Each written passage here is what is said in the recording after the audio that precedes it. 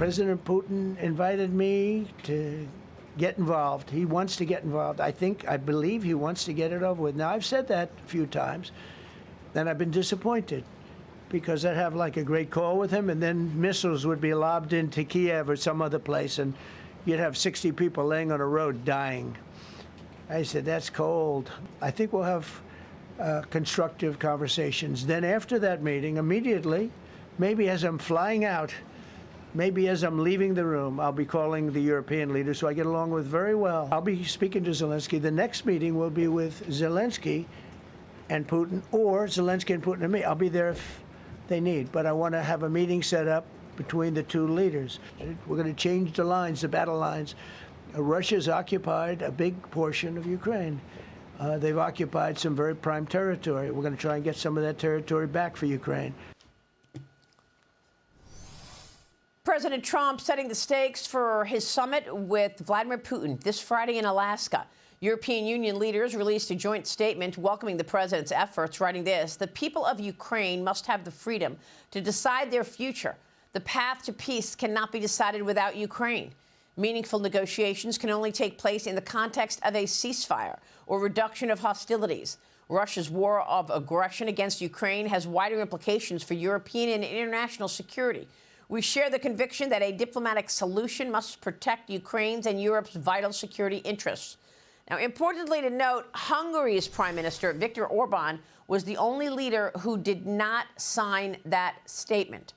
Joining me now is Fox News senior strategic analyst and chairman of the Institute for the Study of War, General Jack Keane. General, it's always a pleasure to see you. Thanks so much for being here. Delighted to be here, Maria.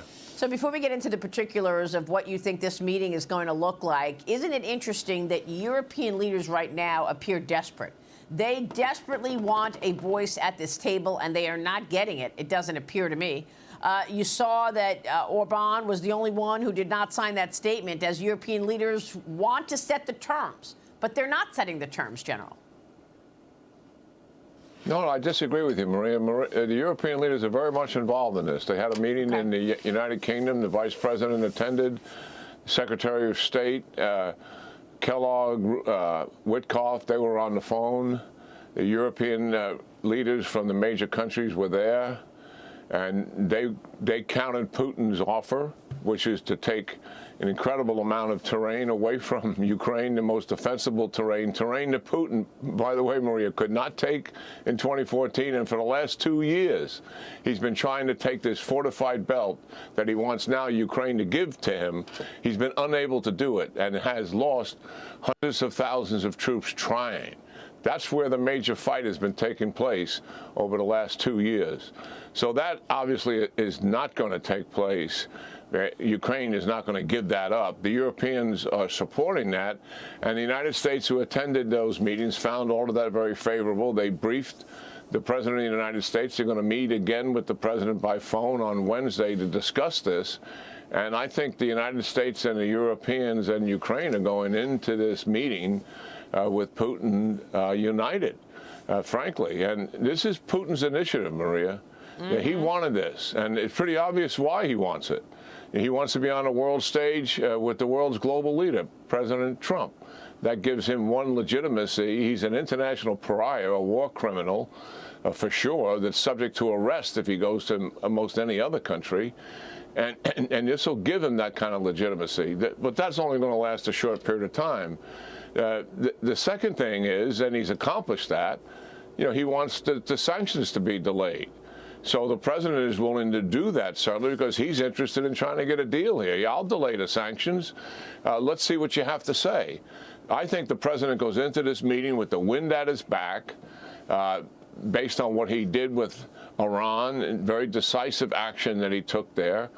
He's already stepped up military support for Ukraine, and he's got sanctions in the offing and tariffs as well that are going to be significant, and Putin knows that.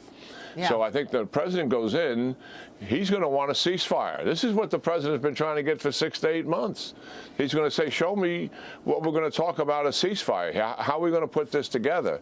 And as he said, you know, if Putin isn't sincere about doing this, if this is just another ploy of Putin's that he's been doing for 6 to 8 months under the cover of negotiations, delay and stall, no progress being made. If that's what he's really up to here, I think the president is going to take a strong stand and tell him that there's no progress here. You're not willing to make some genuine commitment to a ceasefire. There's no sense in us continuing to discuss things. Putin's going to talk nice. He's going to talk about the economic benefit of Russia and the United States. We've got to get back to where we were, Mr. President. All of that talk, nice stuff that the president is so used to will continue here. But the real issue is, are you willing to stop the war or not, Mr. Putin? That is the issue. And show me the evidence that there's real substance in doing something like that. Yeah. So we'll see. This is Putin's initiative. The president is willing to go there and see what he's got to say. And if it's not real, I don't think the president is going to put up with it.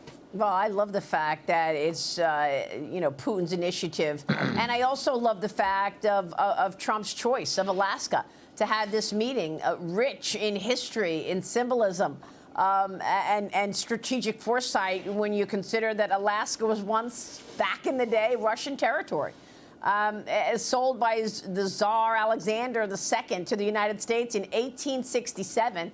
And this is the place that President Trump decides on the meeting where, you know, Putin has to come back to the United States for the first time in, what, a decade? Yeah, well...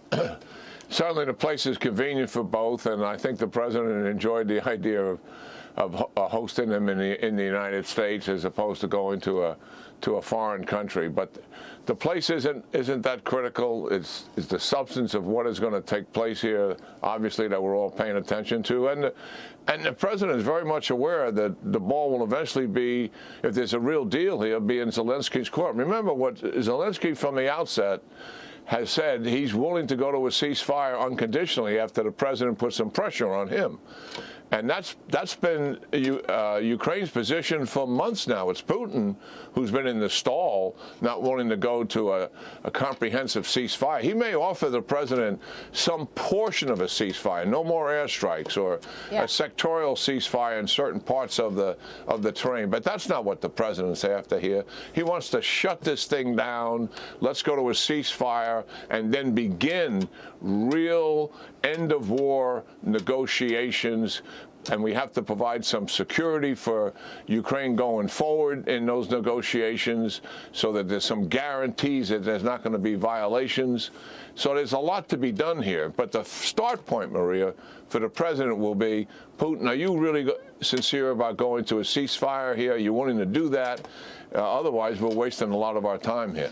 I guess what I'm questioning is how different the plan is, which Steve Witkoff was leading to the plan that the Europeans want. And that's why initially I thought, well, they're desperate for a real voice at the table because, you know, they don't want Putin to take any more territory. And I'm wondering if that's what the plans are from the initial deal led by Steve Witkoff and President Trump. I mean, there's also news this morning about Israeli Prime Minister Benjamin Netanyahu defending his plan to occupy Gaza City soon after his security cabinet approved that on Friday.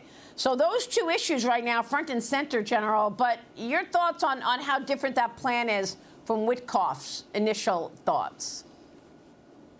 Well, there was great confusion for a couple of days in terms of what was the Russian offer. And I think there was some misunderstanding about what it really is. And then what it really is that he wants all of the Donetsk region, some 30% that Ukraine still owes, which is the most significant portion of the region. He wants Ukraine to give that up. That's not going to happen. And the president knows that. He knows the facts. If there was some kind of a swap that made some sense to the Ukrainians here, that's maybe a possibility. But even that's remote. What the president's really interested in, stop the war, stop shooting at each other, stop killing each other, and then let's start to talk about land and security guarantees and the other. But that's job one. But do the Ceasefire. Europeans know that? Do the Europeans know that that's not realistic?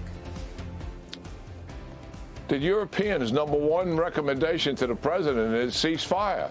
I mean, I don't know why you're trying to separate the Europeans and the president. They're united. Okay. He said it himself. Okay. And he's been talking to them all week.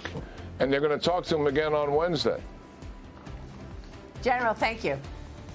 What a meeting. We You're look forward welcome. to it. And we will look forward to talking with you about it after it's done. General Jack Keane, thank you so much, sir.